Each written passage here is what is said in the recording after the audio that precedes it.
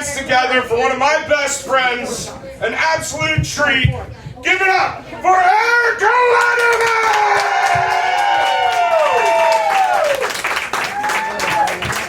All right, hi guys. How's everyone doing? Wonderful. Got some awesome cocktails. All Dude, right. he does.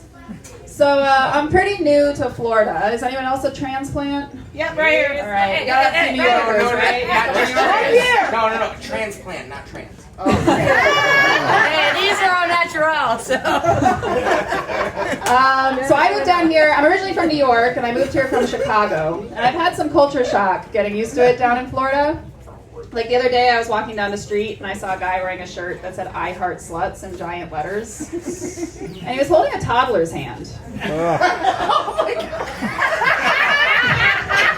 Were you walking with Abby? So, back in Chicago. That was you?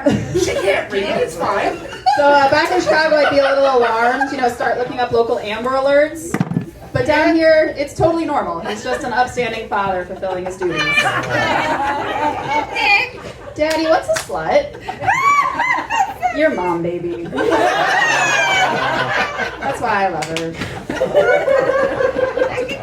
And I'm also pretty new to comedy. I've only been doing this a few months, but I always wanted to do comedy because my grandmother was actually a professional stand-up comedian. She used to tell old-timey dick jokes in New York in the 1960s, like a real-life Mrs. Maisel. Good for her. And she had plenty of great material because her husband, my grandfather, was an alcoholic gambling addict, and he was a bigamist. So if you don't know what that means he had multiple wives at the same time. So at least I can say my taste in men is genetic. And that's all I know about the man. It's all negative, which really bothered me because I'm a quarter him. So if he's a complete piece of shit, that means I'm a quarter complete piece of shit. So one day I asked my dad, is there anything positive you can say about your father?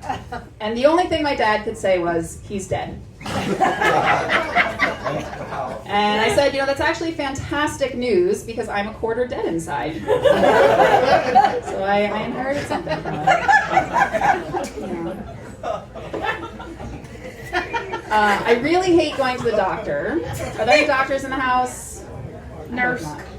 Nurse? Okay, nurses are okay. But I feel like all doctors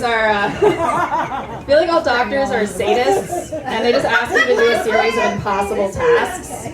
Like I went to the optometrist and she said, "Don't blink," right before flashing the world's brightest light directly into my eyeball.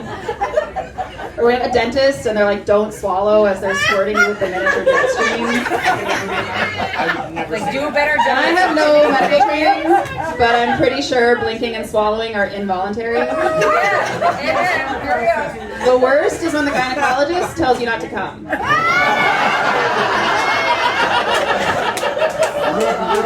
I'm not a superhero. I can't control it.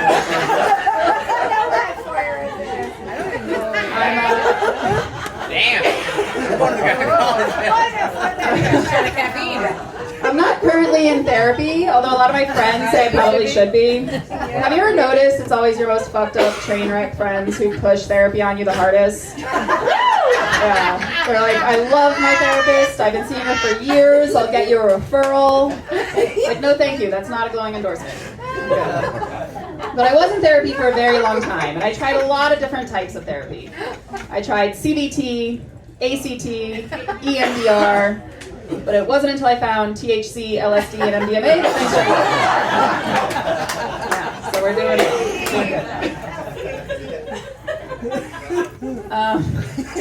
good. Did you guys know that there are now twice as many single women buying houses in the United States than single men? Yeah, that's true. That is a true fact. It's terrible news for single men, but it's great news for contractors. Yeah.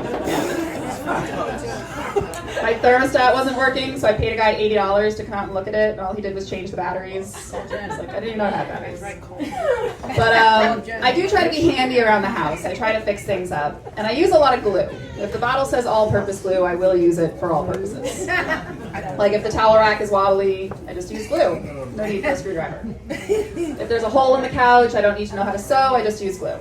If I bring a guy home and I run out of lube, I just use glue. I'm not afraid of commitment.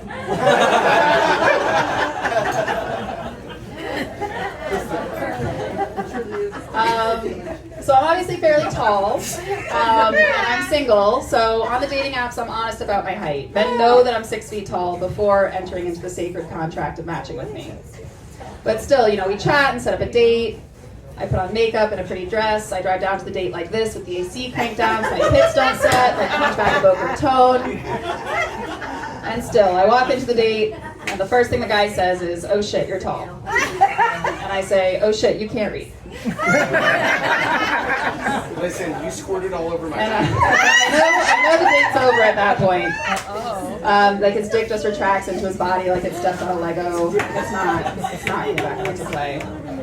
And it's really frustrating that being tall is what limits my dating pool the most, because it's pretty much the only thing about me that will never change. Like if 500 years from now somebody digs up my skeleton, the first thing they'll say is, "Oh shit, she was tall." And I'll just be laying there like, "Can't you just tell me I'm pretty?" Like just one time. I am celebrating a sobriety milestone today. Yes, thank you. It's been 1 month since my last fuckboy. That guy! And I have to say, fuckboys get a really bad reputation, but they do serve a really important function in society. If you have an iPhone and you're not aware, your iPhone has a feature called the SOS feature, where if you hit the button 5 times, it automatically calls 911. I feel like your vibrator should have the same function, but instead of 911, it calls an emergency fuckboy service. Ma'am, hello, we just received notice that this vibrator has been used 5 times today. Is there an emergency? Oh, you're 37, single and ovulating? Yes, that's an emergency. Okay, just hang tight. We've got a bald skateboarder with stick and poke tattoos on his way here. Help is on the way. Help is on the way. I realized recently that having sex when you're in a relationship versus having sex when you're single is like the difference between being a rich drug addict and a poor drug addict.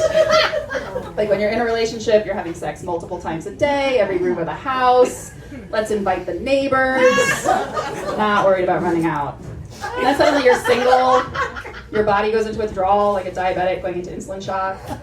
Try to space out your hookups so you don't run out. But you get desperate and booty call next week's guy on a Sunday afternoon. You're like, shit, I was saving him.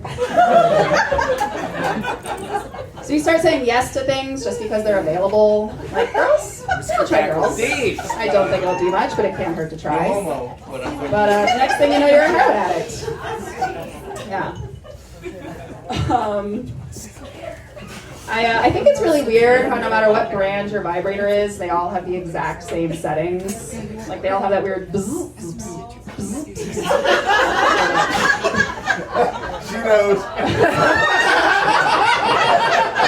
Or the bzz, bzz. And nobody's using any of those weird settings. There's only one setting that any vibrator needs, and that's the 3rd setting. So you turn your vibrator on.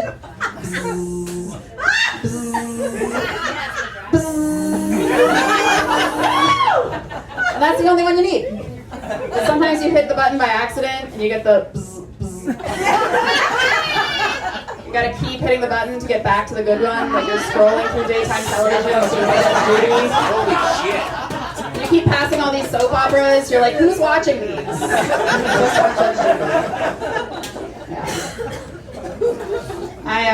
I used to think I was into really extreme guys, like skydivers and motorcyclists and rock climbers.